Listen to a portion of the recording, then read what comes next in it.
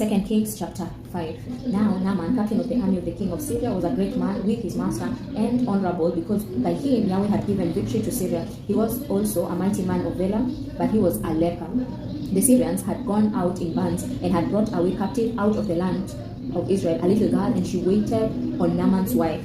She said to her mistress, I wish that my lord were with the prophet who is in Samaria, then he will heal him of his leprosy. Someone went in and told his lord, saying, the girl who is from the land of Israel said this. The king of Syria said, go now, and I will send a letter to the king of Israel. He departed and took with him 10 talents of silver, 6,000 pieces of gold, and 10 changes of clothing. He brought the letter to the king of Israel, saying, now when this letter has come to you, behold, I have sent Naaman my servant to you, that you may heal him of his leprosy. When the king of Israel had read the letter, he tore his clothes and said, am I God to kill and to make alive, that this man sends to me to heal a man of his leprosy? But please consider and see how he seeks a quarrel against me. It was so when Elisha the man of God heard that the king of Israel had torn his clothes, that he sent to the king, saying, why have you torn your clothes? Let him come now to me, and he shall know that there is a prophet in Israel. So Naaman came with his horses and with his chariots, and stood at the door of the house of Elisha. Elisha sent a messenger to him, saying, go and wash in the Jordan 7 times, and your flesh shall come again to you, and you shall be clean. But Naaman was angry and went away,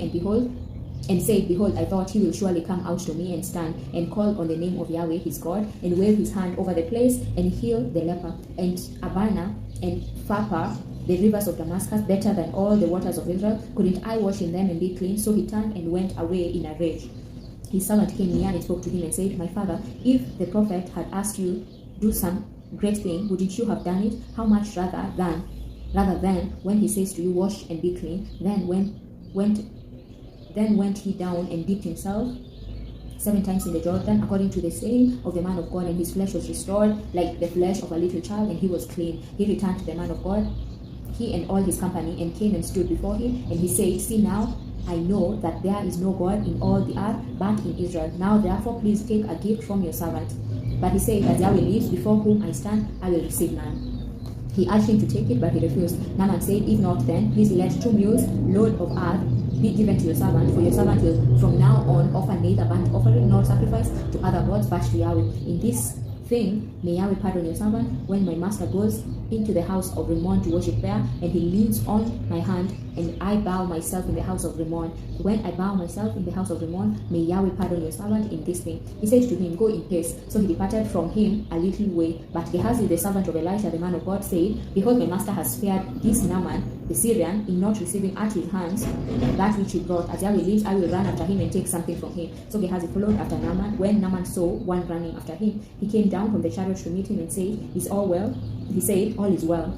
My master has sent me, saying, behold, even now 2 young men of the sons of the prophets have come to me from the hill country of Ephraim. Please give them a talent of silver and 2 changes of clothing. Naaman said, be pleased to take 2 talents.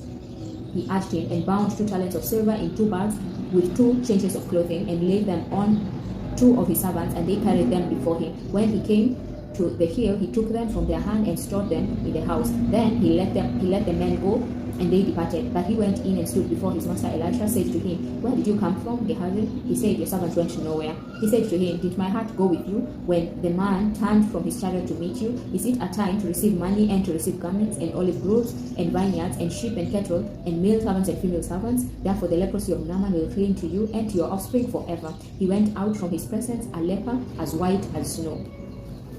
Amen.